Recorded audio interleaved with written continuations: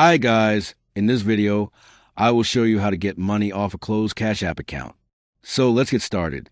All you have to do is head over to Cash App and just make sure that you look in there at the account and in the account section. Just scroll down until you see support and click on it. Then in the support section, just look for the chat button and click on it. So from here, you'll be connected to the Cash App support agent. And all you have to do is just tell them that your Cash App account is closed.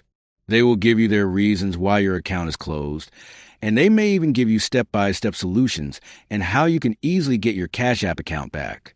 And that's how you get money off a closed Cash App account. By the way, if you're tired of paying high fees moving money around, Wise is one of the best ways to do it. I use it myself to send and receive money with some of the lowest fees out there. Plus, you get free virtual and physical debit cards that work globally. Right now, you can grab an exclusive offer. Your first transfer up to $800 is completely free with zero fees. Create your free Wise account today using the link below.